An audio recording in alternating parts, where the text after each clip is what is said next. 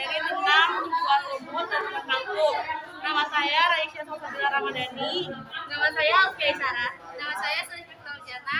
Saya Irsyad Manur Rahman. Saya Faryamriza. Saya Cahaya Sopro.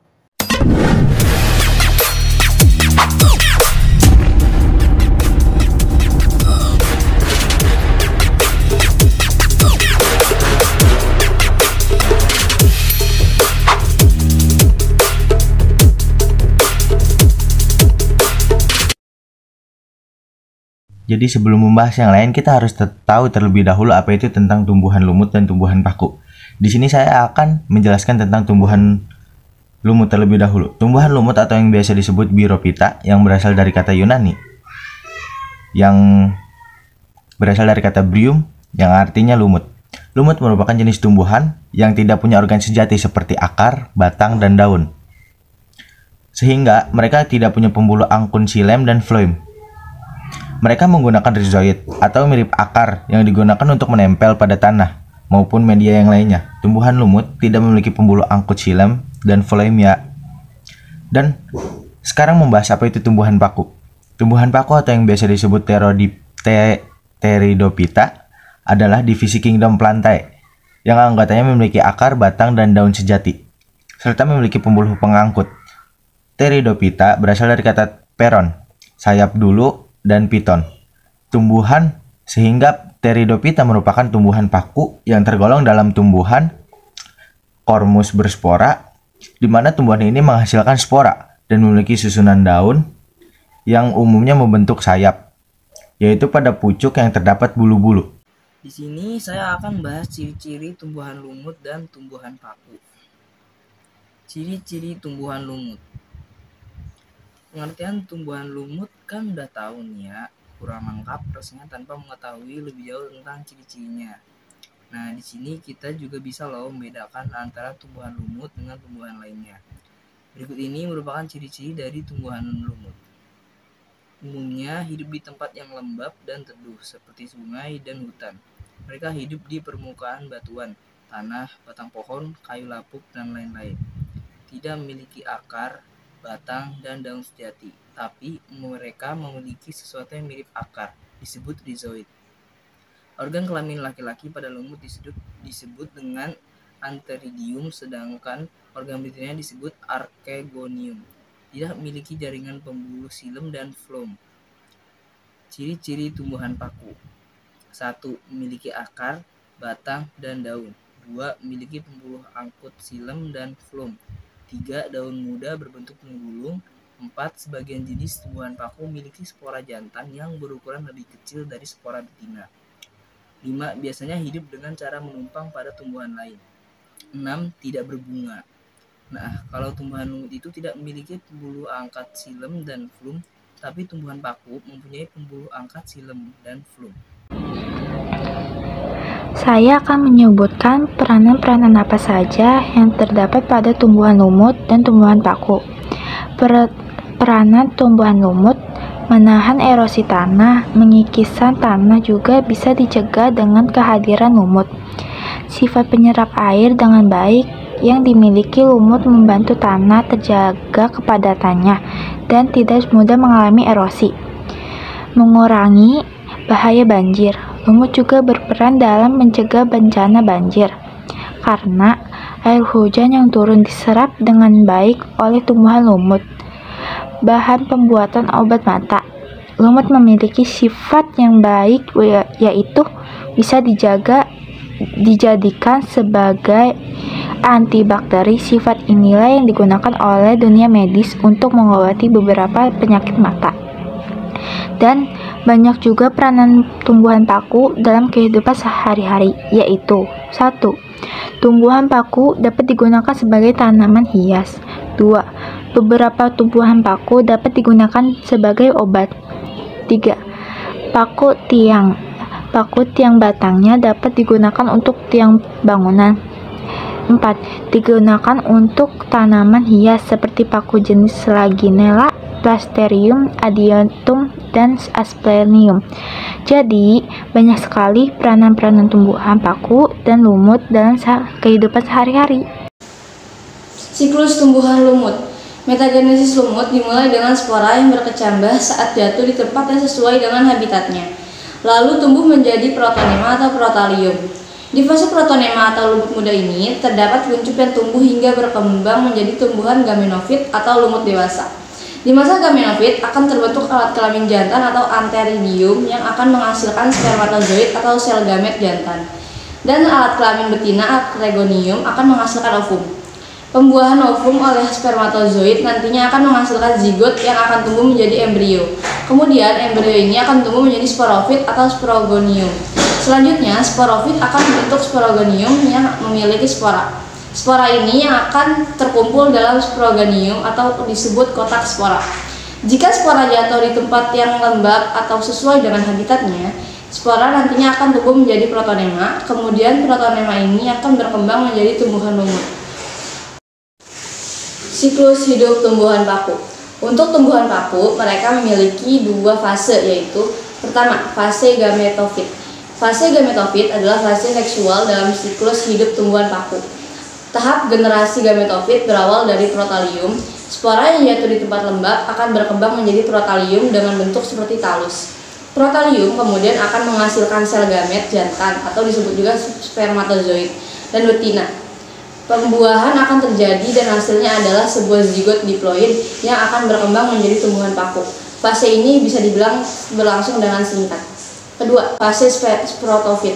Fase ini merupakan saat di mana tanaman paku berkembang biak secara aseksual. Zigot tersebut akan bertumbuh menjadi tumbuhan paku yang menghasilkan spora yang memiliki kotak spora atau disebut sporagonium yang terletak di permukaan bawah daun.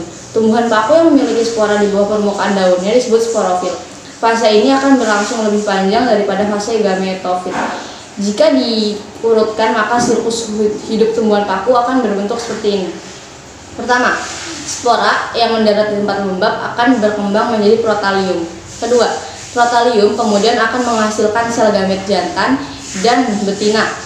Ketiga, penyatuan antara sperma dan ovum akan menghasilkan zigot. Keempat, zigot akan berkembang menjadi sporofit paku dan tumbuh menjadi tumbuhan paku yang biasa kita lihat. Kelima, sporofit yang dewasa akan menghasilkan sporogonium atau kotak spora untuk menghasilkan spora. Nah, itulah siklus hidup tumbuhan paku yang melewati dua generasi dan berkembang biak secara aseksual dan seksual. Klasifikasi tumbuhan paku. Tumbuhan paku dibagi ke dalam 4 kelas. Keempat kelas tersebut adalah Lycopodidae atau disebut dengan paku kawat, Psilopodidae, paku purba, Phrynginae, paku sejati, dan Equisetidae, paku ekor kuda. 1. Psilopodidae, paku purba. Tumbuhan paku jenis psilotin saat ini sudah terancam punah. Pada masa sekarang bisa dikatakan hanya ditemukan tumbuhan paku jenis ini dalam bentuk fosil. Ciri-ciri tumbuhan paku jenis ini memiliki daun yang kecil, bahkan kadang tidak berdaun. Spesies dari tumbuhan ini yang masih tersisa adalah Psilotum. 2. Lycopodidae, paku kawat. Ciri-ciri tumbuhan paku kawat biasanya berdaun kecil dengan susunan spiral. Sesuai namanya, ciri-ciri tumbuhan paku ini berbatang, seperti kawat. Umumnya tumbuhan ini hidup di darat dan sporogoniumnya muncul di ketiak daun membentuk strobilus. 3. Equisetidae, paku ekor kuda.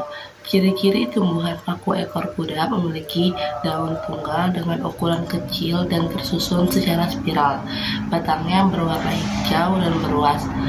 Letak sporogoniumnya berada di strobilus. 4. Phrynginae atau disebut dengan paku sejati. Ciri-ciri tumbuhan sejati ini dapat dilihat dari daun yang berukuran besar. Sporogoniumnya terdapat pada sporofit dan daun mudanya menggulung. Tumbuhan ini juga disebut sebagai pakis. Berdasarkan tempat hidupnya, habitat tumbuhan paku ini dibagi menjadi 3, yaitu tumbuhan yang menempel pada tumbuhan lain, tumbuhan yang tumbuh di perairan, dan tumbuhan yang hidup di tanah. Klasifikasi tumbuhan lumut. Tumbuhan lumut dibagi menjadi 3 kelas, yaitu lumut daun, Bryophyta, lumut hati, Hepaticophyta, dan lumut tanduk, Anthocherophytophyta. 1. Lumut daun.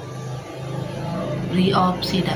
Lumut daun adalah jenis tumbuhan yang sering dijumpai di daerah yang lembab. Pada umumnya, satu individu lumut daun menghasilkan jenis gamet yang berbeda, sehingga dapat dibedakan mana individu jantan dan mana individu betina. 2. Lumut hati, Hepaticopita. Lumut hati atau Hepaticopita mempunyai bentuk tubuh seperti lembaran lekukan dan menyerupai bentuk hati. Oleh karena bentuknya hati ini, lumut hati pernah dianggap bisa membantu menangani penyakit hati. Lumut hati memiliki tubuh dengan struktur akar, batang, dan daun, sehingga sering dianggap sebagai kelompok peralihan dari tumbuhan Phalopita ke Cormopita. Habitat lumut hati ialah pada tanah mineral yang lembab di lereng gunung ataupun di bukit. Lumut ini juga dapat tumbuh pada dasar hutan yang lebat. 3. Lumut tanduk, Anthocheropsida.